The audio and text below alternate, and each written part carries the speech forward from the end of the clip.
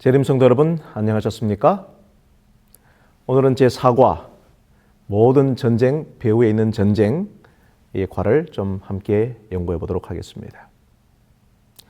현재 지구 곳곳에서 전쟁이 일어나고 있고 또 전쟁을 준비하고 있죠. 특히 그 배후에 자리 잡고 있는 이 종교 전쟁의 이 성격의 모습들은 현대인들의 마음속에 부정적인 이미지로 자리 잡고 있습니다. 그래서 어떤 교단에서는 이 호전적인 그 찬양곡들은 빼버리기까지 하는 상황이지요. 그런데 우리가 지금 공부하고 있는 여호수아서에 대한 다른 제목을 붙인다면 전쟁과 평화라고 할 수 있겠습니다. 책의 절반 정도는 전쟁에 관한 기록, 11장 23절에 그 땅의 전쟁이 그쳤더라. 또 그 절반은 전쟁에서 얻은 땅을 분배하는 내용이기 때문입니다. 자, 그렇다면 우리는 근본적인 질문 앞에 섭니다. 우리는 왜 여호수아서를 지금 공부해야 합니까? 전쟁, 사륙, 정복에 관한 잔인한 기록을 담고 있는 옛날 역사를 왜 지금 연구해야 합니까? 일과부터 지금까지 계속 강조하는 하나님은 전쟁의 주인이시다라는 이 주제는 이런 매우 곤란한 질문 앞에 서게 합니다.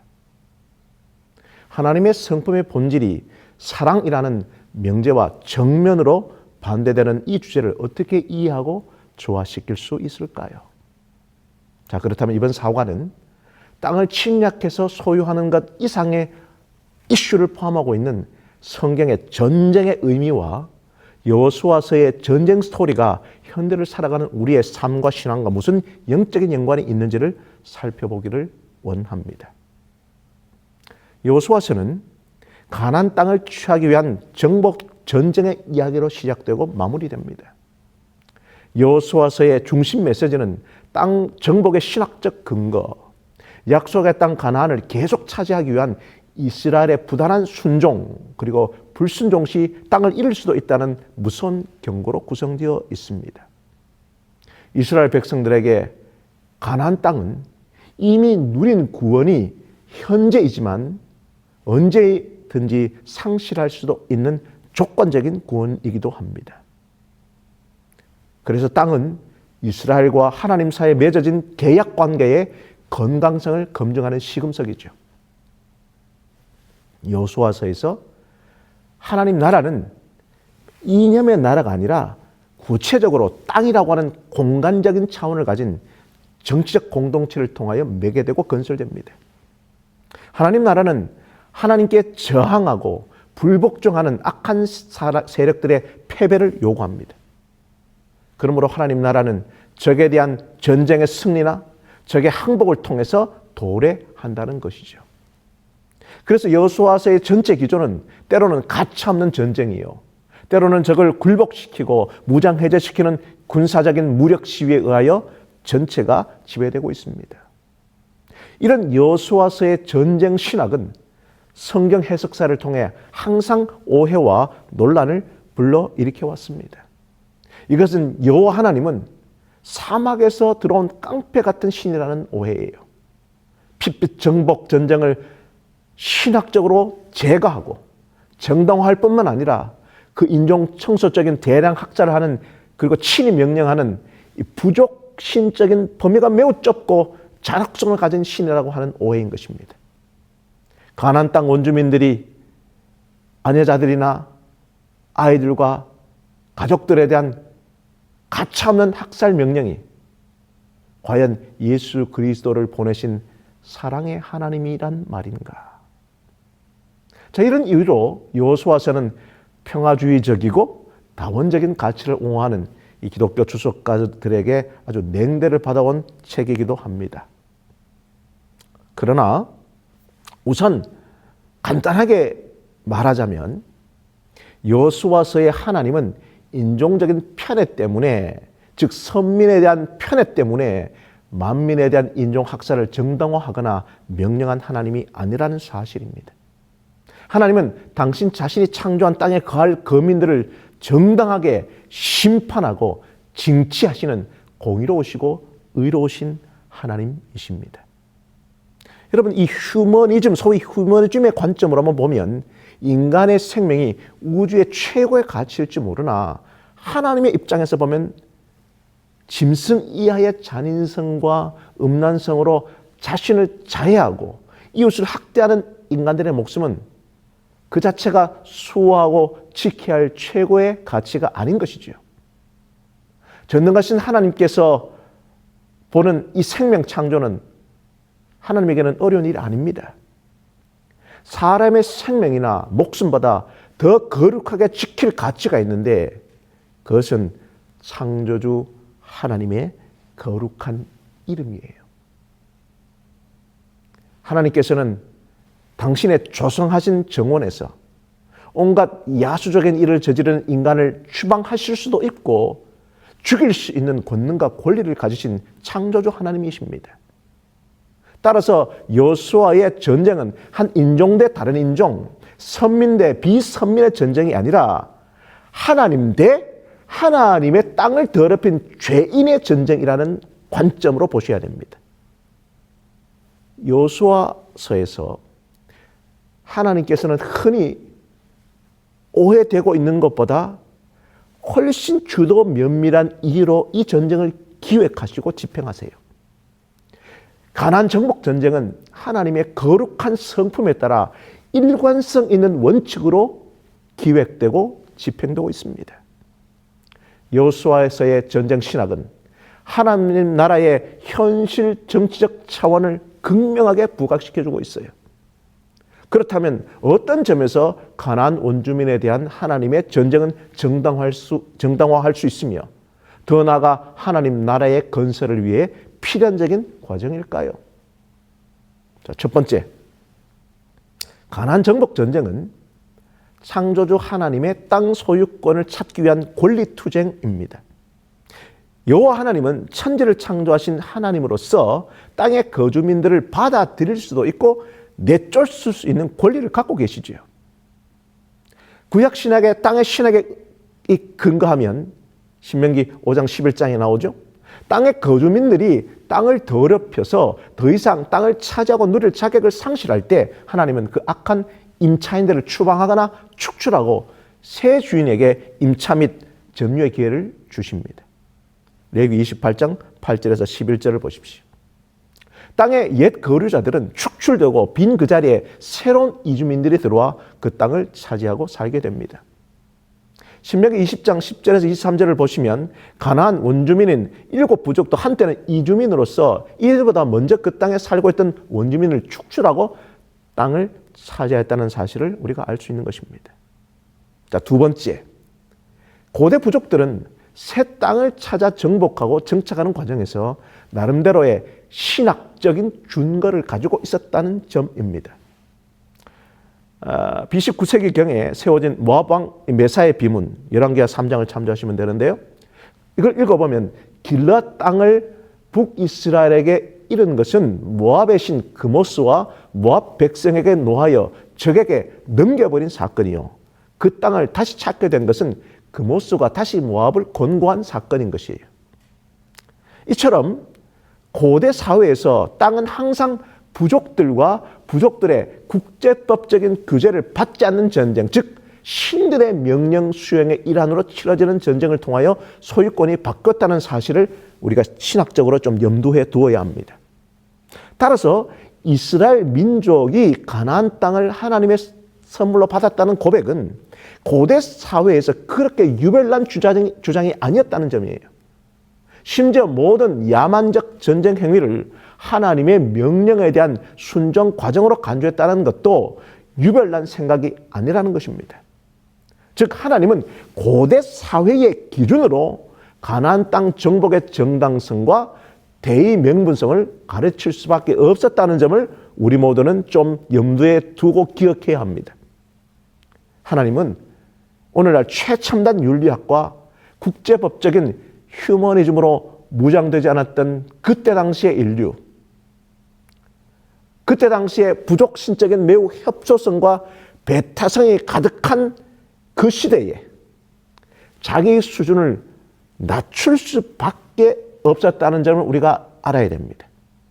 즉 현대의 국제법적 정의감을 오늘 지금 여호수아서에 투사시켜서 하나님의 그 행동을 윤리적으로 재단하는 것은 매우 부당한 것이죠.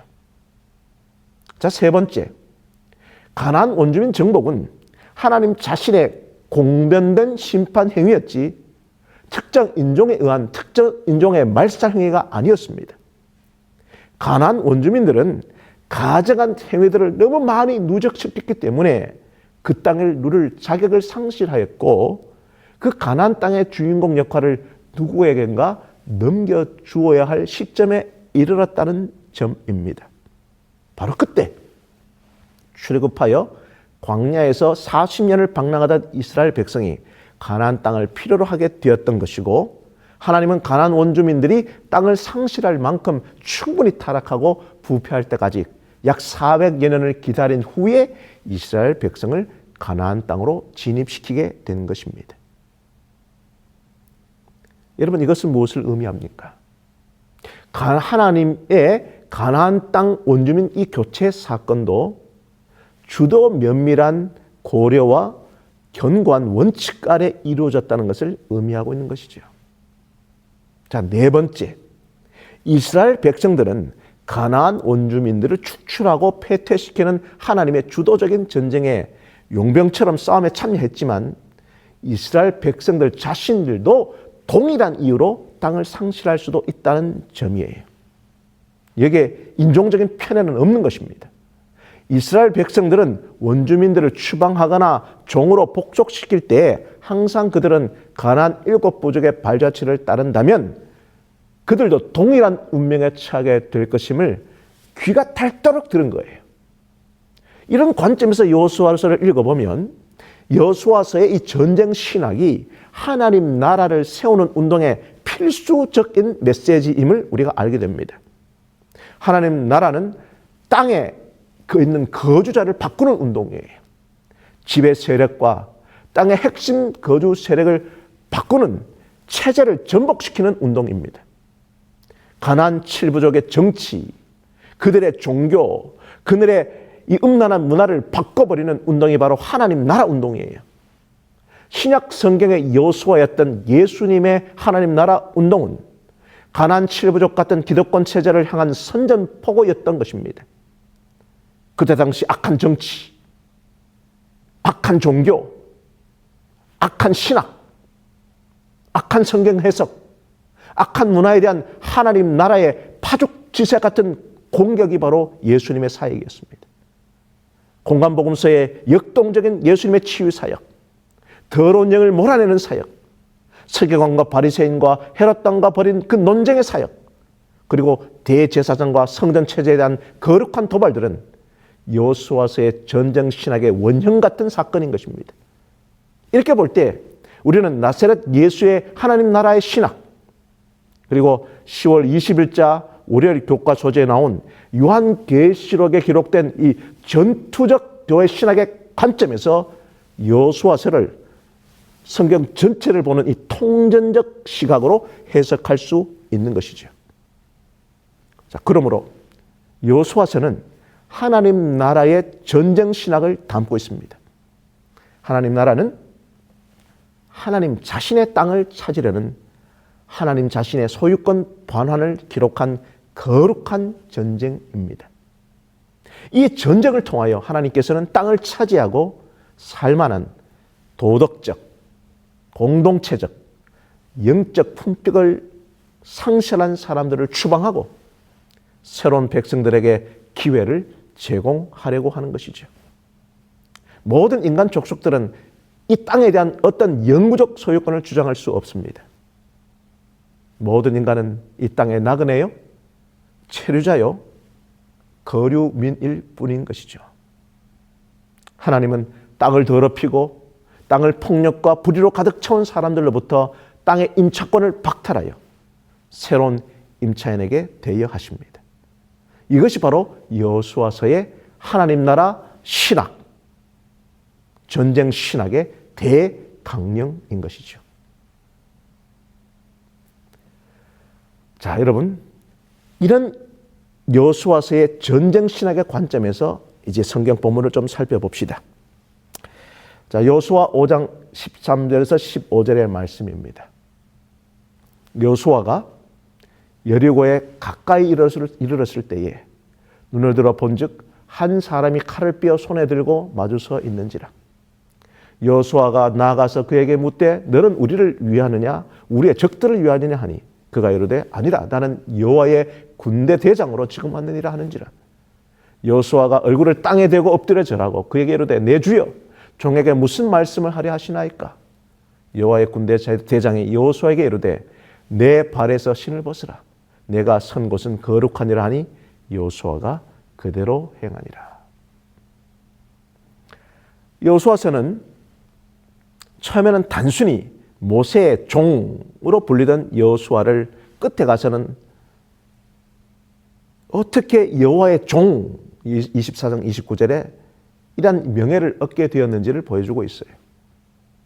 물론 신명기 31장에 이미 모세가 여호수아를 후계자로 세우고 이스라엘의 지도자로 축복하셨지만 말입니다. 더 나아가서 여호수아서는 여호수아를 제2의 모세로 그리고 있습니다. 하나님이 모세와 함께 하신 것처럼 여호수아와 함께 하셨어요. 자, 성경 말씀을 좀 봅시다. 여호수아 3장 7절이에요. 여호와께서 여호수아에게 이르시되 내가 오늘부터 시작하여 너를 온 이스라엘의 목전에서 크게 하여 내가 모세와 함께 있었던 것 같이 너와 함께 있는 것을 그들에게 알게 하리라. 자, 모세의 명성이 온 세상에 둘이 퍼진 것 같이 여호수아의 명성도 그렇게 하도록 했습니다. 여호수아 6장 27절입니다. 여호와께서 여호수아와 함께 하시니 여호수아의 소문이 그 온 땅에 퍼지니라. 또 여러분, 모세가 홍해를 가른 것 같이 여호수아는 범람하는 요단강을 멈추게 했죠. 모세처럼 여호수아도 백성들에게 똑같이 성결을 명령했습니다. 여호수아 3장 5절, 출애굽기 19장 10절. 모세가 그리했던 것처럼 제사장들에게 또 명령을 내렸어요. 여호수아 4장 10절. 또 보시면 백성들 앞에서 여호수아의 위치는 모세와 같았어요. 여호수아 1장 10절과 18절의 말씀입니다. 우리는 범사에 모세에게 순종한 것 같이 당신에게 순종하려니와 오직 당신의 하나님 여호와께서 모세와 함께 계시는 것 같이 당신과 함께 계시길 원하나이다.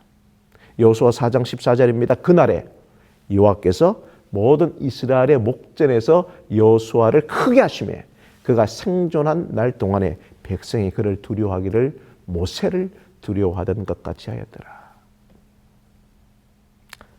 또 죄에 휩싸인 이스라엘을 위하여 중재하시는 여호수아의 모습은 똑같이 모세를 보는 듯 했습니다. 여호수아 7장에 있는 내용과 출애굽기 32장의 내용이죠. 그리고 여호수아는 일생을 마치기 전 모세처럼 권위와 폼 있는 고별설교를 남깁니다. 여호수아 23장 24장, 신명기 32장 33장에. 자, 이처럼 여호수아를 제2의 모세로 모시려는 의도가 가장 노골적으로 드러나는 본문이 바로 여호수아 5장 13절 15절에 있는 이 장면이에요. 모세가 시내산에서 여호와를 만날 때 신발을 벗은 것처럼 여호와의 군대 대장을 만난 여호수아도 신발을 벗습니다. 모세를 부르던 바로 그 하나님이 지금 여리고 정복의 지도자 여호수아를 지금 지도하고 계신 거예요. 결국 이 정복 전쟁의 하나님의 군대 대장이 군대 총사령관이라는 뜻이 있는 것입니다. 거룩의 유지가 전쟁의 승패를 좌지우지하는 전쟁이라는 거예요. 심지어 여호수아마저도 거룩함을 덧입지 아니하면 하나님의 칼의 공격을 받을 수도 있다는 것입니다. 마치 모세가 출애굽 사명의 장도에 오르기 전에 두 아들에게 할례를 시행하지 않고 장도에 오르려고 하자 하나님이 모세를 죽이시려고 한 장면을 연상케 하는 장면입니다. 여러분, 이것들은 무엇을 의미합니까? 결국 가나안 정복 전쟁이란 인간의 죄악에 대한 하나님의 전쟁이기 때문에 이스라엘도 죄악의 길에 들어서면 순식간에 칼을 뽑아든 하나님의 군대 대장, 군대 장관의 공격 대상이 될 수도 있다는 거예요. 이스라엘이 거룩 유지에 실패하면 하나님의 군대에 의하여 격파당할 수도 있다는 것을 암시하고 있는 것입니다. 이처럼 가나안 원주민들과의 이 전쟁은 인종 대 인종의 전쟁이 아니라 거룩 대 비거룩의 전쟁인 것입니다. 여호수아는 여리고성을 앞두고 깊은 고민에 빠졌습니다. 수미터 높이의 웅장한 성벽으로 둘러싸인 이 도시는 이스라엘에게 매우 큰 도전이었습니다. 빨리 정복하고 계속 진군해야 하는데 이런 여러 가지 생각으로 머리가 복잡한 여호수아 앞에 한 사람이 나타났습니다. 이 사람은 칼을 빼들고 서 있었어요. 칼을 빼들고 있다는 것은 전쟁을 치르기 위한 만반의 준비가 되었음을 의미하기도 하고 경고의 목적도 동시에 있습니다. 그런데 가만히 생각해 보면 이 장면은 이야기의 흐름상 매우 돌연하고 그리고 부자연스럽게 문맥을 벗어나 느닷없이 끼어든 것처럼 느껴지지만 앞으로 전개될 가나안 정복 전쟁의 주체가 누구냐는 것을 확증해 주는 사건인 것입니다. 이 전쟁은 하나님에 의한 by God, 하나님을 위한 for God, 하나님의 전쟁 of God 이라고 하는 것입니다.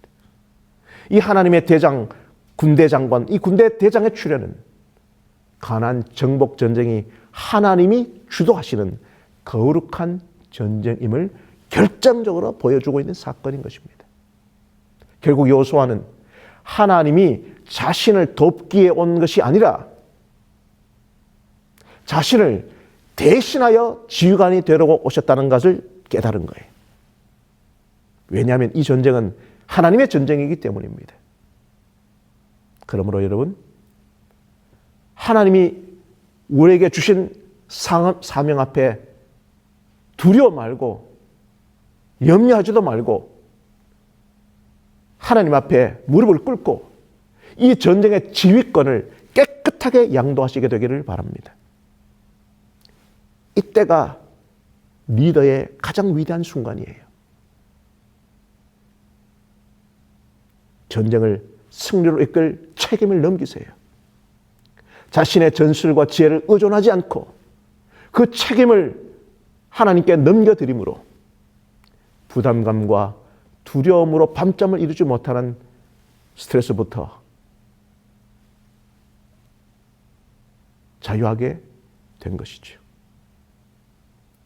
결국 여리고 정복 사건은 하나님의 진정한 전쟁의 주인임심을 드러내는 동시에 또 다른 의미를 내포하고 있는 것입니다.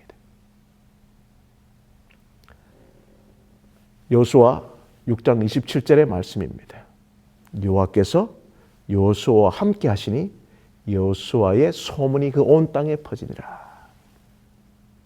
이 사건 이전에 모세의 축복 아래 후계자로 세워졌었지만 과연 이 백성을 이끌고 가나안 땅을 정복할 만한 지도자인가에 대한 백성들의 질문에 대한 확실한 답을 제시하고 지도력을 입증하는 사건이 된 것입니다.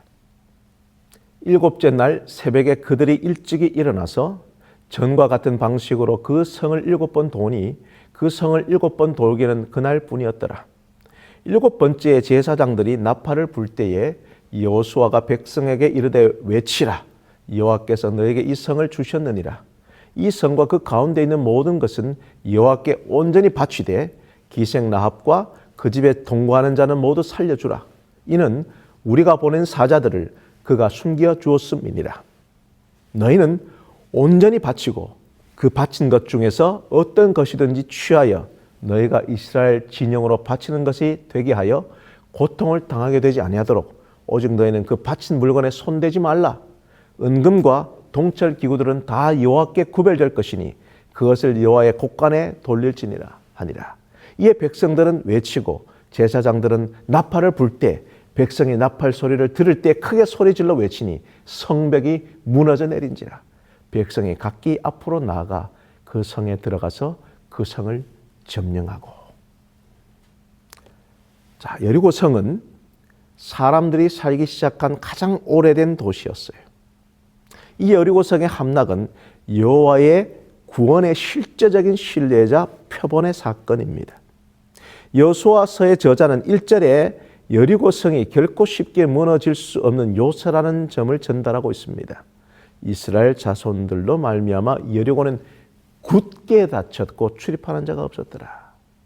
이 히브리어 원문의 강조점을 뉴 잉글리시 바이블은 볼트로 죄고 빗장을 걸었다라고 아주 적절하게 표현하고 있어요.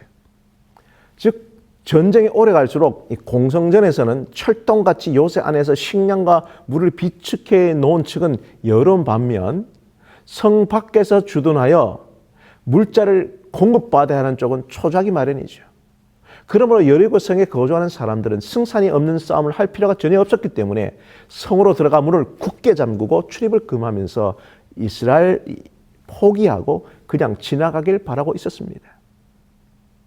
자, 이렇게 전개되고 있는 전쟁의 상황을 종합해 보면 여리고성이 무너지는 것은 전투의 준비와 전략적인 문제가 아니라 믿음의 결과라는 사실이 확실합니다. 그러므로 여리고성의 함락은 하나님의 역사라는 사실을 성경 본문은 명확하게 전달하고 있는 거예요. 5장 13절 15절을 통해 여호와의 군대 장관을 통해 이 전쟁을 주도한다는 것을 보며 특별히 6장 2절도 이 사실을 하나님께서 주도하던 사실을 재확인해 시켜주고 있는 것입니다. 여호와께서 여호수아에게 이르시되 보라 내가 여리고와 그 왕과 용사들을 내 손에 넘겨주었으니 그렇기에 이제 여리고성을 함락시키기 위해 이스라엘 백성들이 해야 할 일을 좀 살펴봅시다. 그들이 해야 하는 것은 무기를 준비하거나 성벽을 무너뜨릴 만한 신무기나 장비를 준비하는 것이 아니라 단순히 매일 여리고성을 한 바퀴씩 6일을 돌고 7일째에는 7바퀴를 도는 것에 불과했습니다. 고고학 연구에 따르면 성의 둘레가 600m 정도 불과했으니 느긋하게 돌아도 몇십 분 안 걸렸을 겁니다. 결국 여리고성의 함락에 있어서 성경 본문이 강조하는 것은 세심한 하나님의 명령이며 그 명령을 그대로 따라하는 이스라엘의 순종에 있는 거예요. 즉 이스라엘 백성들의 불순종과 교만으로 얼룩졌던 광야 생활과는 달리 여기서 이스라엘 민족은 구체적인 하나님의 명령을 그대로 이행하는 행동의 모범을 보여주고 있습니다. 이 순종이 있었기 때문에 전쟁의 나머지는 모두 하나님의 몫이죠. 그러므로 이 성경 본문의 클라이맥스는 법궤가 성을 도는 장면입니다. 행렬의 첫 부분에는 무장한 호위병이 섰고요. 그 뒤에 제사장들이 줄을 잇습니다. 바로 그 뒤에 언약궤가 따릅니다. 여러분 이 진행을 잘 관찰해 보면 이 행렬의 초점을 법궤에 맞추고 있음을 발견하게 됩니다. 처음 6일 동안의 사건을 보고하는 1절에서 14절 사이에 법궤, 언약궤, 여호와의 궤라는 단어가 10번이나 언급됩니다. 또한 앞에서 진행하는 제사장들이 여호와 앞에서 진행하고 있다는 8절의 기록은 하나님의 임재와 언약궤가 동일한 것으로 표현하고 있어요. 전쟁 수행의 힘은 거룩한 힘, 즉 여호와 하나님의 임재에서 흘러나온다는 사실을 보여주고 있는 것입니다. 또 여기에 사용된 숫자 7의 사용도 하나님의 주도적인 전쟁의 사역을 암시해주고 있습니다. 일곱 번째란 단어가 11번이나 사용됩니다. 모두 7 제사장이 7개의 양각 나팔을 불며 7일 동안 여리고성을 돌았으며 7일째는 7바퀴를 돌았어요. 이 숫자 7은 하나님의 임재와 사역과 관련이 많은 숫자예요. 여호와 하나님께서 7일 동안 세상을 완벽하게 창조하시고 쉬신 것처럼 여리고성의 함락 역시 완벽하게 이루어질 것을 의미하고 있으며 천지 창조가 말씀에 완전 순종하여 이루어진 것처럼 여리고성의 함락도 하나님의 명령에 대한 완전 순종을 통해 이루어진다는 사실을 의미하고 있는 것입니다. 결국 여리고성의 함락 작전은 7일 동안 천지를 창조하신 하나님의 창조 활동의 연장선상에 있는 활동인 것입니다. 천지를 창조하신 그 사건이 하나님 나라를 세운 것처럼 여리고성을 함락시킨 그 사건도 가나안 땅에 하나님 나라를 세우시는 활동의 연장선상인 것입니다. 창조 속에 활동하신 하나님께서 역사 속의 구속주요, 하나님 나라의 건설자로 활동하고 계시는 거예요. 제7일은 하나님 나라의 결정적인 도래의 선포가 이루어지는 날인 것입니다. 성경 기자의 이런 하나님께 초점을 맞추는 의도는 성벽이 무너져 내리는 모습을 묘사하는데도 매우 드라마틱하게 설명할 수 있었을 텐데 별다른 설명 없이 간단히 성벽이 무너져 내렸다고 요약해버립니다. 20절에 결국 성경 기자는 여리고 성의 함락의 사건의 클라이맥스를 성벽이 무너지는데 보지 않고 법궤가 여리고 성을 처음 돌았을 때를 클라이맥스로 보고 있어요. 11절에 여호와의 궤가 그 성을 한 번 돌게 하고 그들이 진영으로 들어와서 진영에서 자니라. 여호수아와 이스라엘 백성들은 하나님이 명령하신 규례대로 모든 걸 행한 거예요. 이들의 순종은 하나님이 원하는 의식대로 법궤가 성을 돌게 할 수 있었습니다. 하나님의 임재와 백성들의 순종이 조화를 이루니 더 이상 무엇이 필요하겠습니까? 그래서 성경 기자는 12절 이후의 모든 것을 11절의 클라이맥스 이후 지극히 당연한 결과로 보는 이 점강적 표현으로 기록해 나갑니다. 여리고 성의 함락은 처음부터 끝날 때까지 하나님의 주도적인 사역으로 이해되어야 하며 이스라엘은 하나님의 단독적인 역사를 지켜보았을 뿐인 것입니다. 이처럼 여호수아 5장 6장에 전개되는 성전 Holy War, 이 거룩한 전쟁의 준비 과정을 통하여 여호수아서의 기자가 호소하는 것은 바로 이것입니다. 무엇보다도 먼저 하나님과의 관계를 회복하라. 5장에 나온 할례의 사건이죠. 하나님의 말씀에 순종하라. 그리하면 여호와께서 너희를 위하여 싸우실 것이다. 6장의 말씀입니다. 그러므로 여리고 정복에서 주는 중요한 교훈은 진짜 전쟁의 상대는 여리고 군사가 아니라는 사실이에요. 그 싸움은 자신과의 싸움이었습니다. 사랑의 하나님이 왜 여리고에 이토록 잔혹한 명령을 내리셨을까요? 하나님의 전쟁 신학의 본질은 죄의 뿌리를 제거하시기 위해서인 것입니다. 그것을 통해 하나님은 죄만큼은 철저하게 다스리는 거룩한 분이시라는 사실을 우리 모두가 깨달아야 하는 것입니다. 그러나 여러분, 하나님을 믿고 회개하는 사람들은 하나님이 용서하신다는 사실도 알아야 합니다. 결국 여리고성의 함락 사건도 하나님의 거룩한 전쟁으로서 고대 민족들의 영토 확장이나 자원 약탈 전쟁과는 전적으로 구별되고 이 전쟁의 당사자는 이스라엘 백성이나 가나안 원주민이 아니라 하나님의 땅을 더럽힌 그 땅의 임차인과 땅의 주인이신 거룩하신 하나님 사이에 일어난 전쟁이에요.